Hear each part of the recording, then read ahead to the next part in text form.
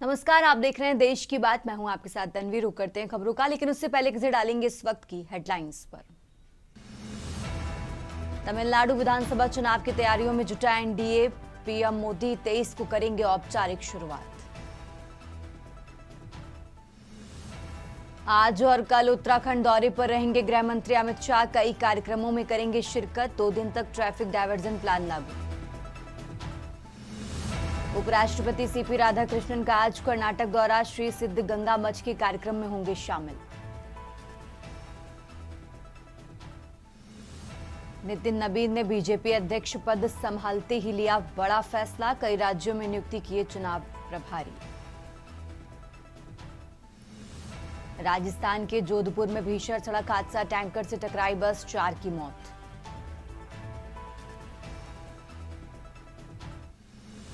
संभल बवाल में अनुज चौधरी समेत 20 पुलिसकर्मियों पर एफआईआर का आदेश देने वाले जज का तबादला। अधिवक्ताओं में तरह तरह की चर्चाएं शुरू। आप देख रहे हैं के न्यूज़, खबरों का सारथी।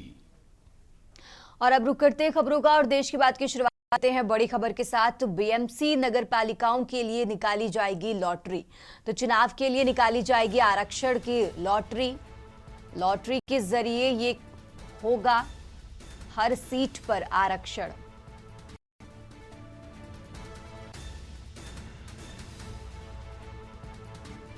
तो बीएमसी में बीजेपी और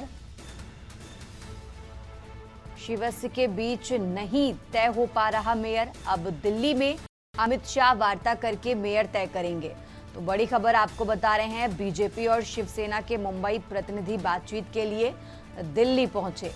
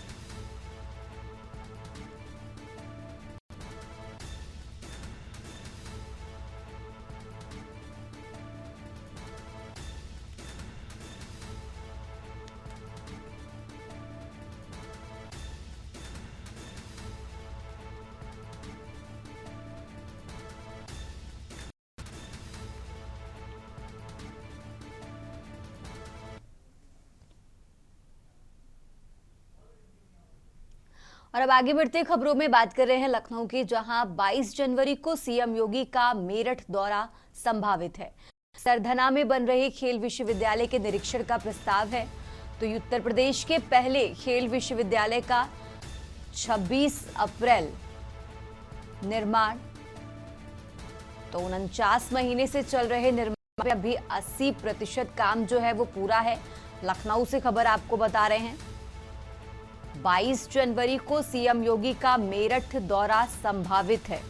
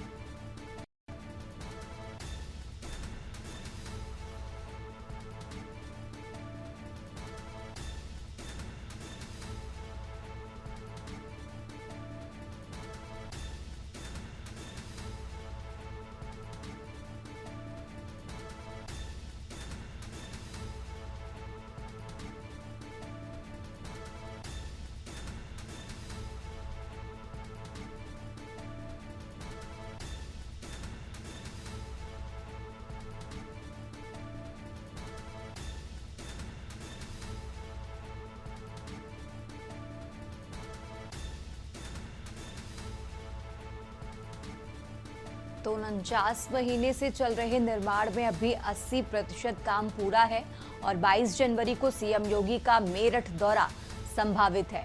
तो लखनऊ से खबर आपको बता रहे हैं, सरधना में बन रही खेल विश्वविद्यालय के निरीक्षण का प्रस्ताव।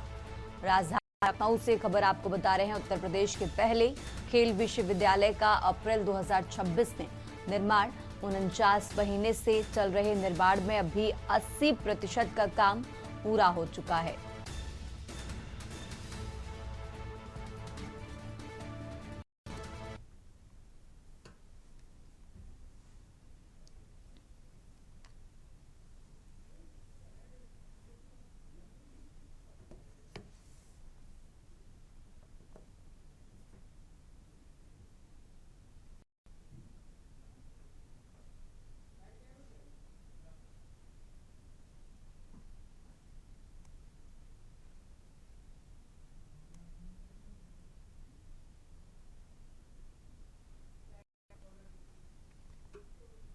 आगे बढ़ते खबरों में, डिप्टी सीएम ब्रजेश पाठक 2 दिन मेरठ में प्रवास करेंगे। तो बुधवार देर शाम मेरठ की धीरखेड़ा गौ आश्रय का निरीक्षण करेंगे और इसी के साथ आपको बता दें, कल यानी गुरुवार को मेडिकल कॉलेज के निर्माण कार्यों का निरीक्षण करेंगे।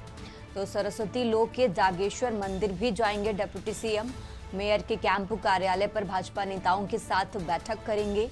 कलेक्ट्रेट में कानून व्यवस्था और योजनाओं की समीक्षा करेंगे और इसी के साथ आपको बता दें, शाम 4 बजे पीएल शर्मा स्मारक के कवि सम्मेलन में भी शिरकत करेंगे। तो उनके दौरे से जुड़ी अहम जानकारी आपको बता रहे हैं। कलेक्ट्रेट में कानून व्यवस्था और योजनाओं की समीक्षा करेंगे, नेताओं के साथ बैठक भी करेंगे।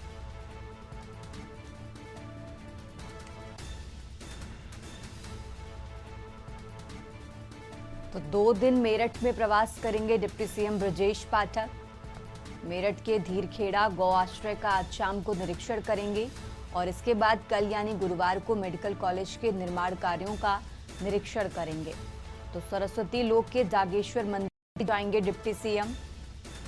लखनऊ से खबर आपको बता रहे हैं, सरस्वती लोक के जागेश्वर मंदिर भी जाएंगे deputy CM Brajesh Pathak. Mayor के कैंप कार्यालय पर भाजपा नेताओं के साथ बैठक करेंगे। तो कलेक्ट्रेट में कानून व्यवस्था और योजनाओं की समीक्षा करेंगे और 4 बजे पीएल शर्मा स्मारक के कवि सम्मेलन में भी शिरकत करेंगे।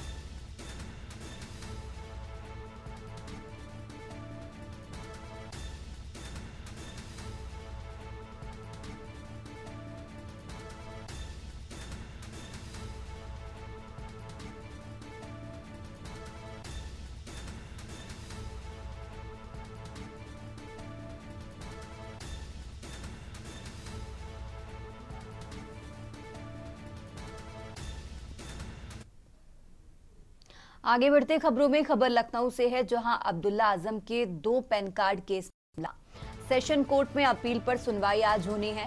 बीजेपी विधायक ने दर्ज कराया था केस, तो सजा के खिलाफ अपील पर आज बहस होगी। एमपी एमएलए कोर्ट से मिली सजा पर आज सुनवाई होगी। लखनऊ से खबर आपको बता रहे हैं, सजा के खिलाफ अपील पर आज बहस होगी और एमपी एमएलए कोर्ट में इस मामले को लेकर आज सुनवाई होने वाली है। तो एमपी एमएलए कोर्ट से मिली सजा पर आज सुनवाई। बीजेपी विधायक ने दर्ज कराया केस।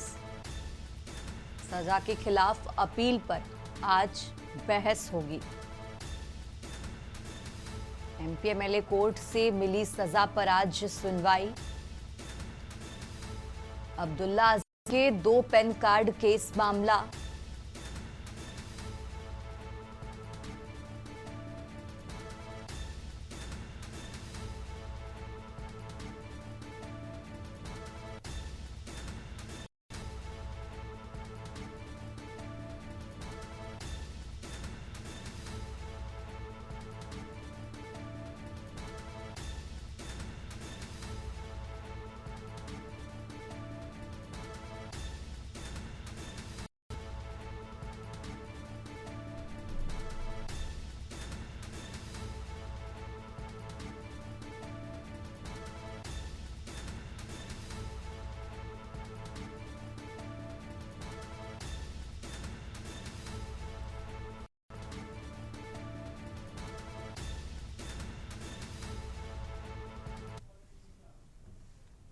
आगे बढ़ते खबरों में लगातार बात कर रहे हैं लखनऊ की। लखनऊ से एक और खबर आपको बता रहे हैं, जहां अविमुक्तेश्वरानंद से मिलेंगे माता प्रसाद पांडे। तो शंकराचार्य अविमुक्तेश्वरानंद से आज मुलाकात करेंगे। आज प्रयागराज में शंकराचार्य से मुलाकात होगी। तो प्रयागराज जाएंगे माता प्रसाद पांडे, जहां शंकराचार्य से मुलाकात करेंगे। तो लखनऊ से खबर आपको बता रहे हैं, आज प्रयागराज जाएंगे माता प्रसाद पांडे।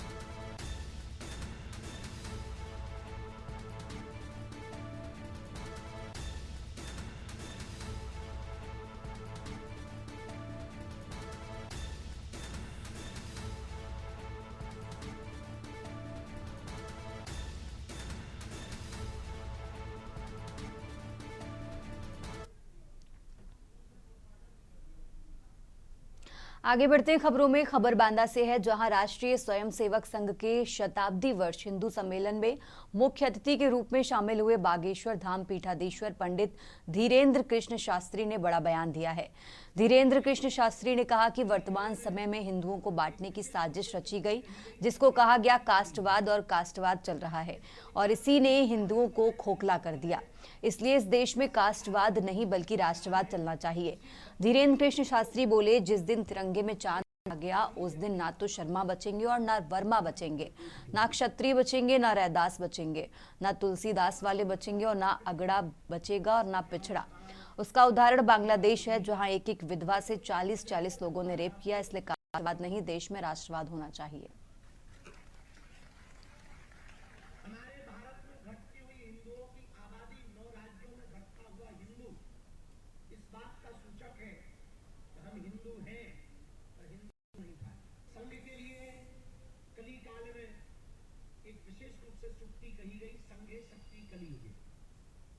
इस कलिकाल में वही ताकतवर है, वही सफल है, उसी का सत्ता है, उसी की चाल है, उसी व्यक्ति को उन्नति प्राप्त होती है।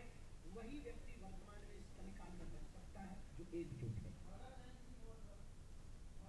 मुसलमानों में 72 फिरके। और इसी खबर पर ज्यादा जानकारी के लिए हमारे भगत सिंह जुड़ चुके हैं। भगत, जिस तरीके से हिंदू सम्मेलन में धीरेन्द्र कृष्ण शास्त्री ने बड़ा बयान दिया है, फिलहाल अभी क्या कुछ अपडेट है?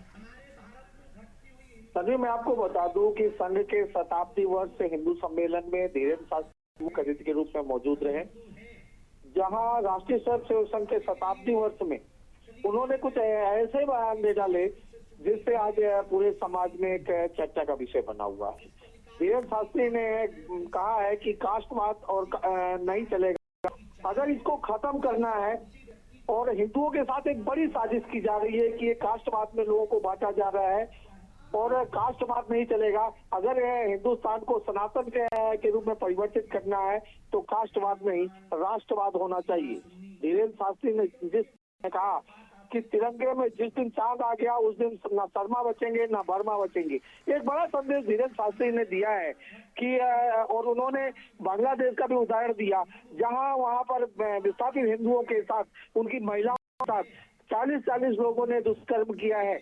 ऐसे में अगर यहाँ स्थिति ये हो गई तो यहाँ भी यही स्थिति होने वाली है। धीरेन्द्र शास्त्री ने एक और बड़ा बयान दिया है, उन्होंने हिंदू राष्ट्र और उसके लिए सनातन को बचाने के लिए, हिंदू को बचाने के लिए जनसंख्या बढ़ाने पर भी जोर दिया है।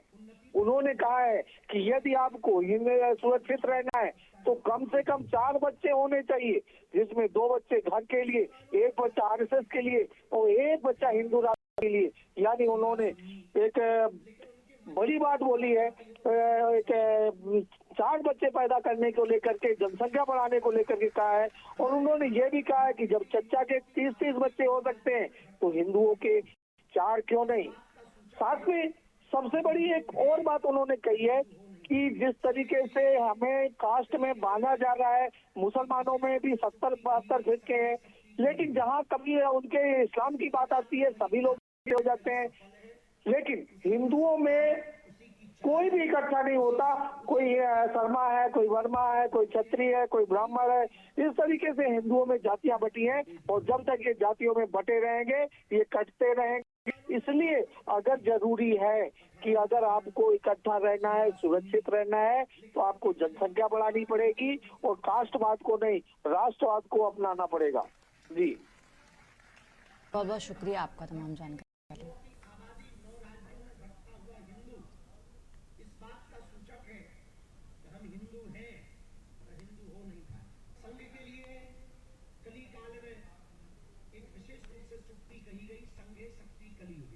देश के बाद में यहाँ रुकेंगे एक छोटे से ब्रेक के लिए।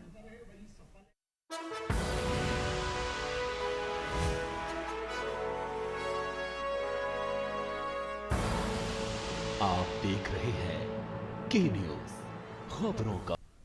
ब्रेक से वापस आ चुके हैं, रुक करते हैं खबरों का। उत्तर प्रदेश न्याय विभाग में फेरबदल की प्रक्रिया के तहत कई न्यायिक अधिकारियों के स्थानांतरण किए गए हैं।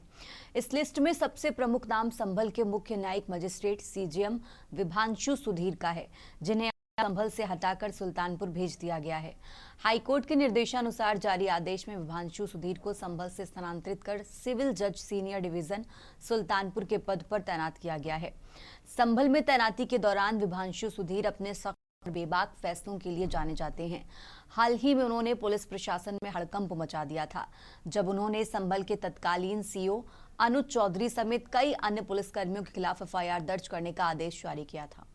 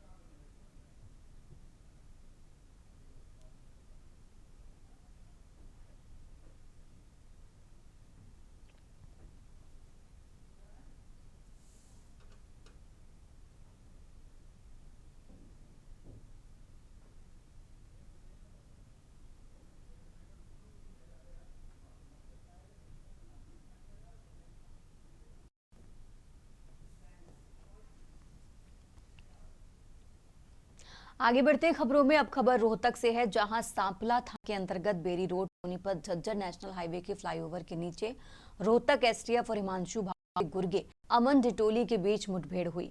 इस मुठभेड़ में बदमाश अमन डिटोली लगने के बाद एसटीएफ रोहतक ने घायल अमन डिटोली को रोहतक पीजीआई में भर्ती करवाया है। एसटीएफ रोहतक के इस मुठभेड़ के इंचार्ज एसआई मनोज कुमार ने बताया कि एसटीएफ सूचना प्राप्त हुई थी कि अमन डिटोली हिमांशु भाई से जो रखता है, सांपला इलाके में किसी वारदात को अंजाम देने की फिराक में घूम रहा है। इसी सूचना पर हमारी एसटीएफ की टीम ने जब इसे सरेंडर करने की चेतावनी दी तो इस बदमाश ने पुलिस पार्टी पर 2 राउंड फायरिंग कर दी, जिसकी जवाबी कार्रवाई में हमारी टीम की तरफ से 3 राउंड फायर किए गए। इस जवाबी कार्रवाई में बदमाश अमन में गोली लगी है। इसके खिलाफ कई मामले दर्ज हैं।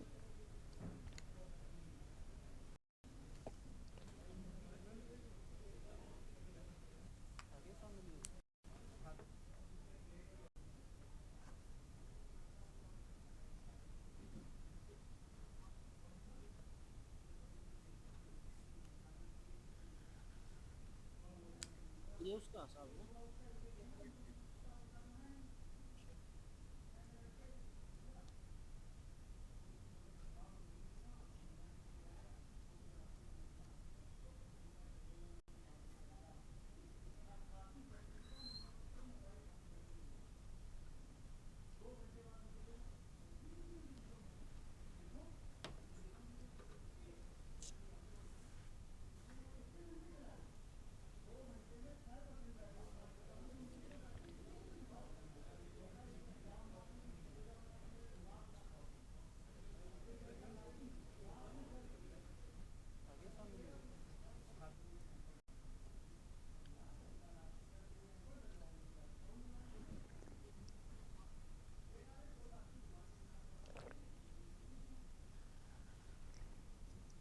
ये उसका हिसाब है।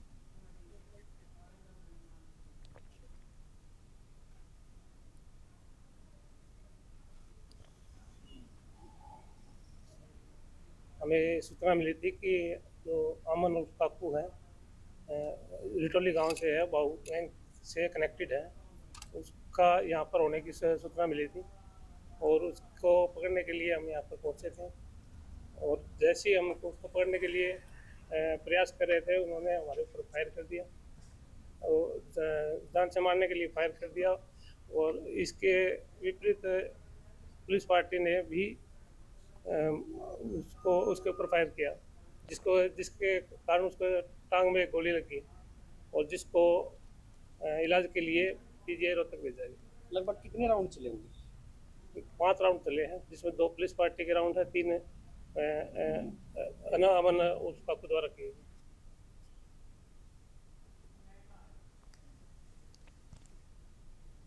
आगे बढ़ते खबरों में औद्योगिक नगरी फरीदाबाद में बदमाशों का आतंक थमने का नाम नहीं ले रहा है।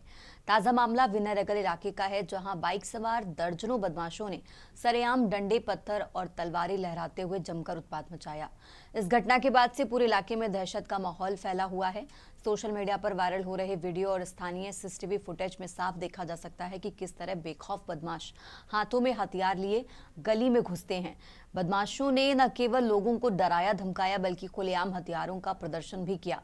इस वारदात के बाद विनयनगर और आसपास के लोग में हुए हैं। स्थानीय निवासियों का कहना है कि बदमाशों में कानून का कोई खौफ नहीं रह गया।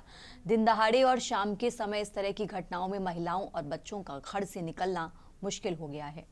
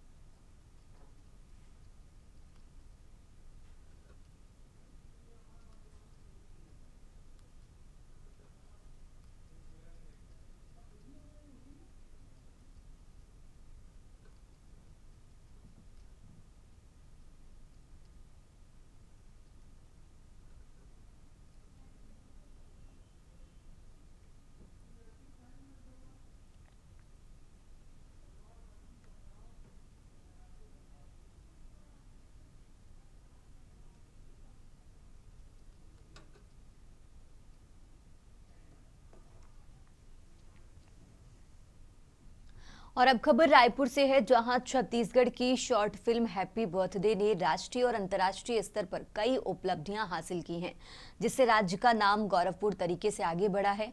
मायावनम फिल्म्स द्वारा निर्मित इस फिल्म ने विभिन्न प्रतिष्ठित शॉर्ट फिल्म फेस्टिवल्स में नामांकन और पुरस्कार जीते हैं। फिल्म हैप्पी बर्थडे को लिखा, निर्देशित और प्रोड्यूस किया है ऋषिराज पांडे ने। इसमें मुख्य भूमिकाओं में आकाश श्री, हुमांशु मेश्राम, तनुदानी और निशिराज जैसे कलाकार हैं। ये एक छत्तीसगढ़ी शॉर्ट फिल्म है जिसने राज्य की सिनेमा इंडस्ट्री को अंतर्राष्ट्रीय मंच पर पहुंचाया है। फिल्म के पोस्टर और प्रचार सामग्री में छत्तीसगढ़ी सिनेमा की भावना झलकती है, जिसमें एक कार, ग्रामीण रोड और मुख्य कलाकारों की तस्वीरें शामिल हैं। आगे चलकर 31 जनवरी 2026 को मुंबई में फिल्म को एक विशेष सम्मान देने के लिए आमंत्रित किया गया है।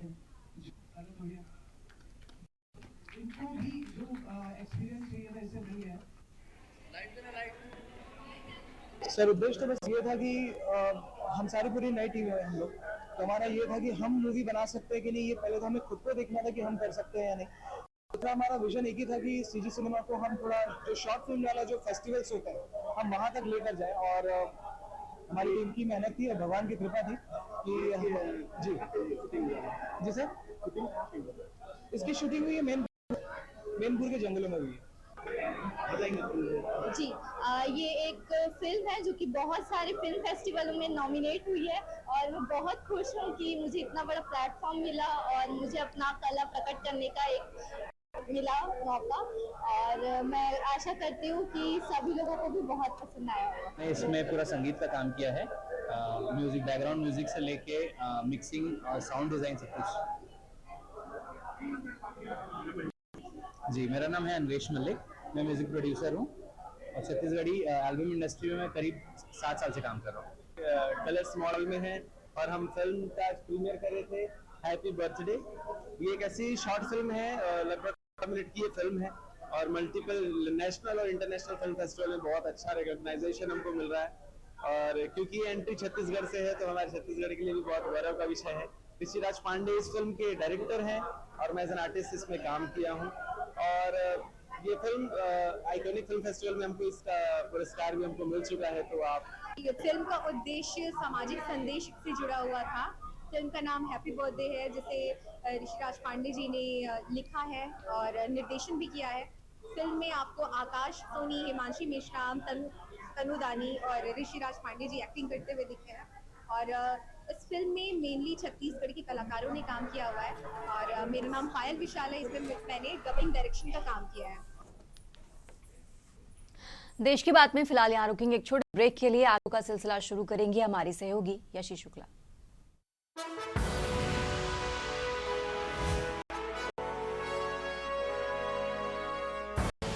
आप देख रहे हैं खबरों का सारथी। नमस्कार, देश की बात में एक बार फिर से आप सभी का स्वागत। मैं हूं आपके साथ यशी शुक्ला और करेंगे लोग। आज छत्तीसगढ़ के बलरामपुर जिले से रिश्तों को शर्मसार करने वाली एक रूहानी घटना सामने आई। वाड्रफ नगर चौकी क्षेत्र में एक युवती के साथ उसके ही रिश्तेदार ने अपने 2 साथियों के साथ मिलकर सामूहिक बलात्कार की वारदात को अंजाम दिया। पुलिस ने मामले में तुरंत कार्रवाई करते हुए मुख्य आरोपी समेत 3 दरिंदों को गिरफ्तार किया है। पीड़िता द्वारा दर्ज कराई गई शिकायत के अनुसार घटना 18 जनवरी की सुबह करीब 6 बजे की है। पीड़िता की रिश्तेदार रविचंद उर्फ गुड्डू को काम दिलाने का झांसा देकर अपने साथ वाड्रफ नगर ले गया। वहां उसने 2 अन्य साथियों के साथ मिलकर पीड़िता को बनाया और उसके साथ सामूहिक दुष्कर्म किया।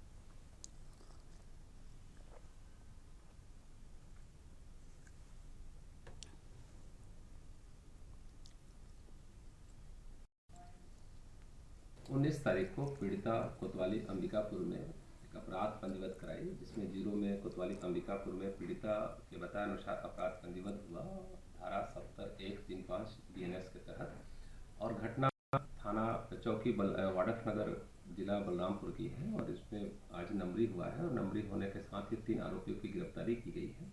पीड़िता के द्वारा बताया गया कि उसके रिश्तेदार रविचंद, जो रघुनाथ नगर थाना क्षेत्र का रहने वाला है, पीड़िता ने उससे फोन में काम के हेतु संपर्क किया और वो वाडक नगर आने के लिए बोला। पीड़िता बस से वाडक नगर आई और आरोपी रविचंद अपने भांजा के मकान में, जो किराए का रूम लेके वाडक नगर में रहता है, पढ़ाई करता है, उसके यहाँ पीड़िता को ले। रुड़की से बड़ी खबर, जहां पर ठंड के बढ़ते प्रकोप के बीच उत्तराखंड राज्य आपदा प्रबंधन के प्राधिकरण उपाध्यक्ष और दर्जा प्राप्त राज्य मंत्री विनय रोहिला ने रुड़की में औचक निरीक्षण कर प्रशासनिक महकमे को हरकत में ला दिया है। राज्य मंत्री विनय रोहिला ने नगर निगम क्षेत्र के विभिन्न इलाकों में पहुंचकर शीतकालीन व्यवस्थाओं का जायजा लिया। निरीक्षण के दौरान चौराहों और सार्वजनिक स्थलों पर अलाव की व्यवस्था को परखा गया। औचक निरीक्षण की भनक लगते ही नगर निगम कर्मचारियों में अफरा तफरी मच गई। कहीं अलाव सुलगते दिखे तो कहीं व्यवस्थाओं को दुरुस्त करने की हड़बड़ी नजर आई। हालांकि राज्य मंत्री निगम की व्यवस्थाओं को लेकर संतुष्ट नजर आए और निरीक्षण के दौरान राज्य मंत्री विनय रोहिला ने रेलवे स्टेशन सहित अन्य स्थानों पर पहुंचकर ठंड से जूझ रहे गरीब और जरूरतमंद लोगों को कंबल भी वितरित किए।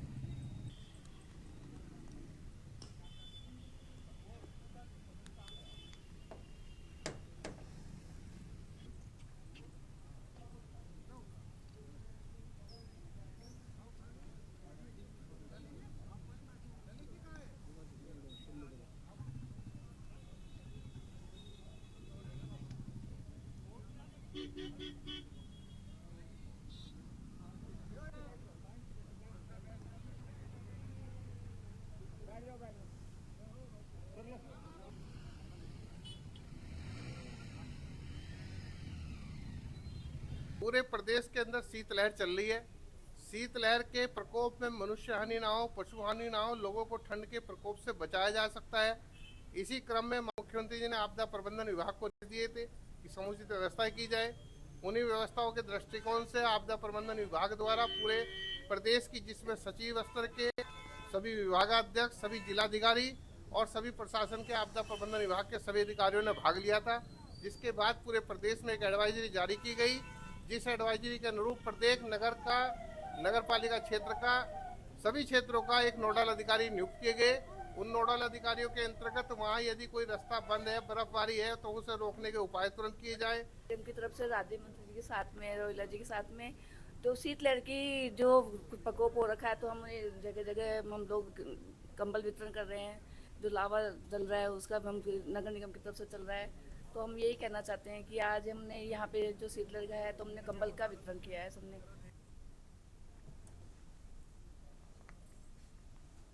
खबर डोईवाला से है, जहां पर क्षेत्र के मिसरवाल में उस समय हड़कंप मच गया जब एक युवक सड़क किनारे अचेत अवस्था में पड़ा पाया गया। स्थानीय लोगों ने इसकी सूचना देकर पुलिस को बुलाया। पुलिस ने अचेत युवक को डोईवाला हॉस्पिटल पहुंचाया, जहां ने जांच के बाद उसे मृत घोषित किया गया। मृतक की 35 वर्षीय शुभम त्यागी के रूप में हुई है, जो यूपी के मुजफ्फरनगर के मंसूरपुर का निवासी था। मृतक डोईवाला स्थित शेड हॉस्पिटल में कार्यरत था और मिसरवाला क्षेत्र में किराए के मकान में रह रहा था। डॉक्टर्स ने हार्ट अटैक से मौत होने की संभावना जताई है। जानकारी पाकर पहुंचे मृतक के चाचा ने शव की शिनाख्त की, जिसके बाद पुलिस ने शव को कब्जे में लेकर पोस्टमार्टम कराने की प्रक्रिया शुरू की है।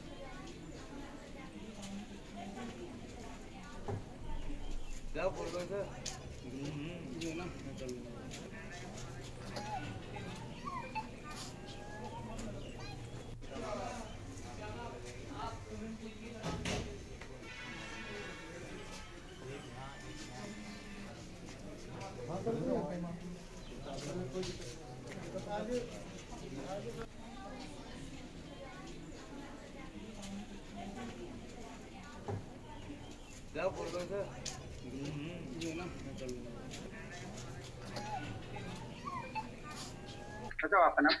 मेरा नाम प्रमोद त्यागी है। सर, आज को एक डेड बॉडी जो मिली थी जो अलग मिस्र वाले में, कौन है वो मेरा पोता लगता है, क्या नाम है उनका? शुभम जी। कितने साल की थी? 29 साल की थी। कहाँ काम करते हैं? ये लैब में काम करते थे, साइड हॉस्पिटल। सुबह घूमने के लिए गए थे 6 बजे। वो टहलने निकली? हाँ, हमें पता लगा 8:30 बजे, 9 बजे पता लगा। हम एकदम आए, जब आके देखा कोई बात नहीं, निशान नहीं आया, चोट नहीं आया, कुछ नहीं आया। हार्ट अटैक बताया कि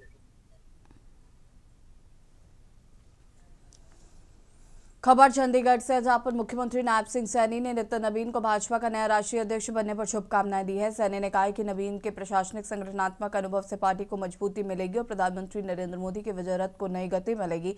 उन्होंने यह भी कहा कि देश के अलग अलग राज्यों में संगठन को मजबूत करने के लिए नवीन का योगदान महत्वपूर्ण रहेगा। सैनी ने बताया कि भाजपा में एक साधारण परिवार के युवा भी ऊंचे पद तक पहुंच सकता है और नितिन नवीन इसका सबसे बड़ा उदाहरण है। उन्होंने विपक्षी दलों पर परिवारवाद के चलन का आरोप लगाते हुए कहा कि जनता भाजपा पर विश्वास रखती है और आगे भी इसी सरकार को चुनने का कार्य करेगी।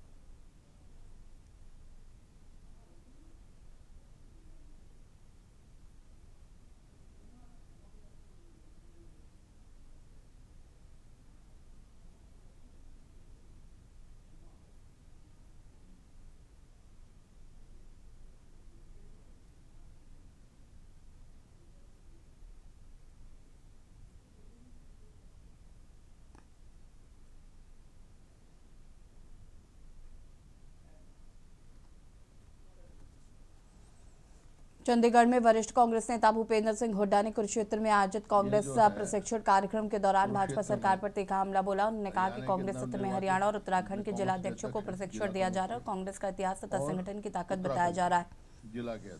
राहुल गांधी भी जल्दी कुरुक्षेत्र में आएंगे और संगठन विस्तार पर चर्चा करेंगे। हुड्डा ने अपने परिवार का जिक्र करते हुए कहा कि उनके दादा और पिता जिलाध्यक्ष रहे, जबकि वो खुद जिलाध्यक्ष नहीं रहे।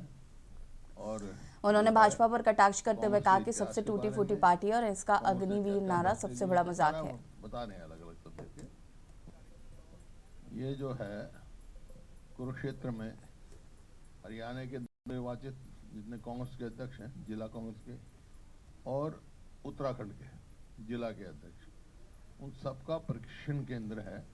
उसमें अलग अलग से एक्सपर्ट आए हैं। वो आर्थिक तौर पे भी हम कहाँ खड़े हैं और जो है कांग्रेस के इतिहास के बारे में, कांग्रेस ने क्या क्या फैसले लिए थे, सारा वो बता रहे हैं अलग अलग सब्जेक्ट के। ये जो है कुरुक्षेत्र में हरियाणा के नवनिर्वाचित जितने कांग्रेस के अध्यक्ष हैं, जिला कांग्रेस के, और उत्तराखंड के जिला के अध्यक्ष, उन सबका प्रशिक्षण केंद्र है। उसमें अलग अलग से एक्सपर्ट आए हैं। वो आर्थिक तौर पे भी हम कहाँ खड़े हैं और जो है हरियाणा के यमुनानगर के लक्कड़ मंडी स्थित एक फैक्ट्री में आग लगने से भारी नुकसान होने की सूचना है। फैक्ट्री मालिक ने आग लगने की सूचना पर फायर ब्रिगेड को सूचना दी। जिस फायर ब्रिगेड की 4 गाड़ियां मौके पर पहुंची। कड़ी मशक्कत के बाद आग पर काबू पाया गया। प्लाईवुड फैक्ट्री में आग कैसे लगी है जांच का विषय है। आग पर काबू पाने में फायर ब्रिगेड को कड़ी मशक्कत करनी पड़ी। एक के बाद एक 4 गाड़ियां मौके पर पहुंची और कई घंटे बाद आग पर काबू पाया गया।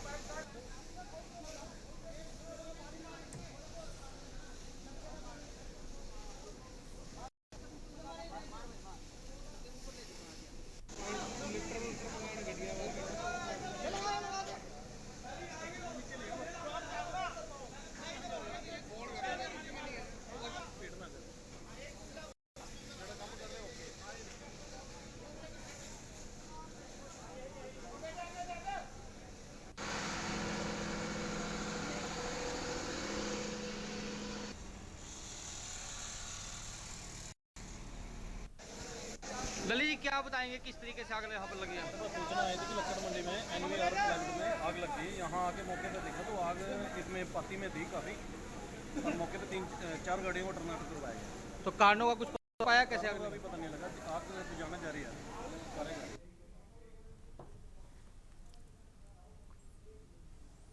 और यहाँ रुकेंगे छोटे से ब्रेक के लिए, जो हाजिर होते हैं।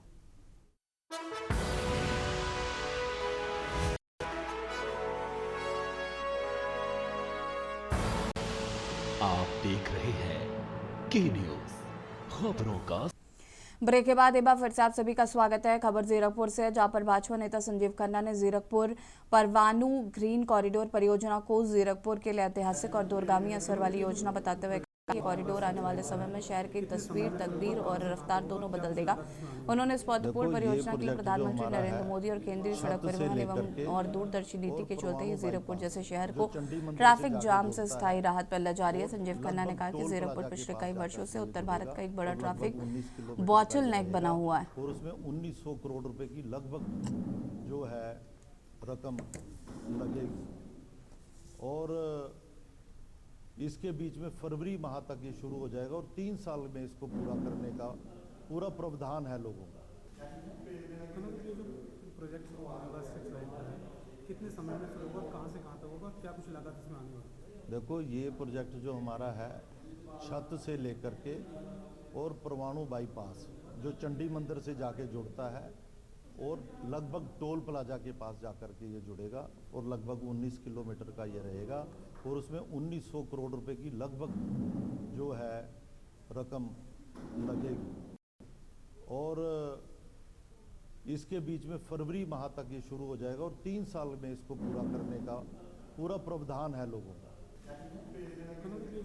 प्रोजेक्ट कितने समय में शुरू होगा, कहाँ से कहाँ होगा, क्या कुछ लागत इसमें आने वाली? देखो, ये प्रोजेक्ट जो हमारा है छत से लेकर के और परवाणु बाईपास जो चंडी मंदिर से जाके जुड़ता है और लगभग टोल प्लाजा के पास जाकर के ये जुड़ेगा और लगभग 19 किलोमीटर का ये रहेगा, और उसमें 1900 करोड़ रुपए की लगभग जो है रकम लगेगी, और इसके बीच में फरवरी माह तक ये शुरू हो जाएगा और 3 साल में इसको पूरा करने का पूरा प्रावधान है लोगों का।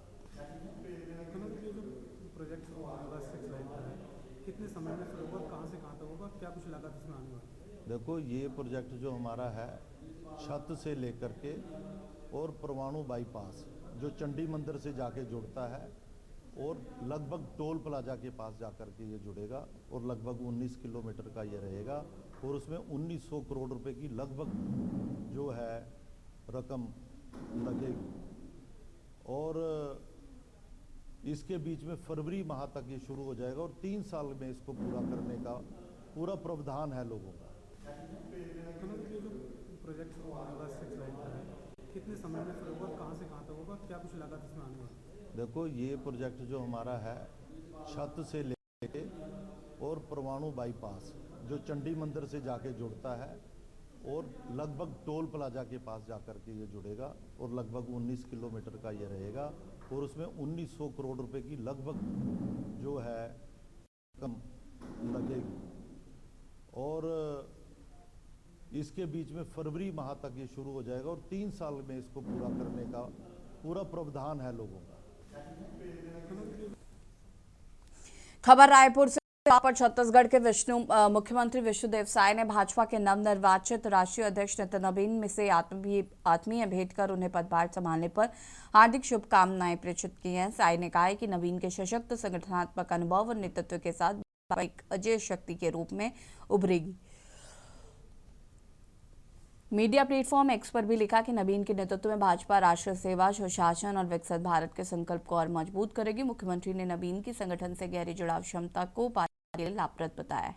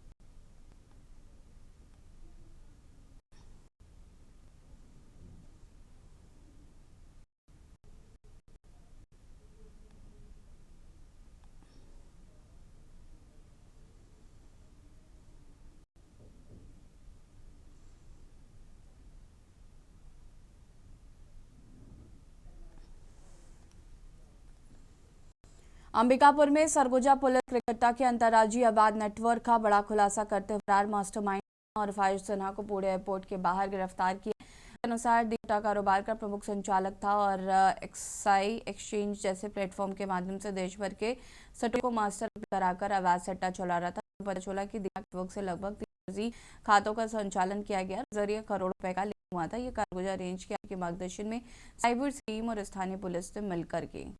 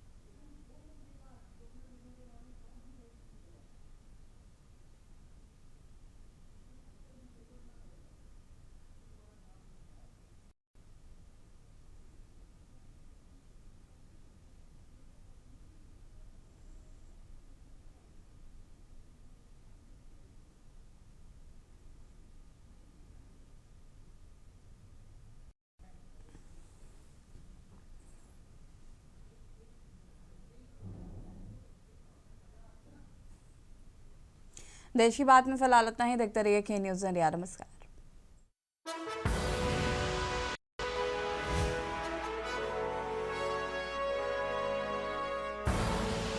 आप देख रहे हैं के न्यूज़, खबरों का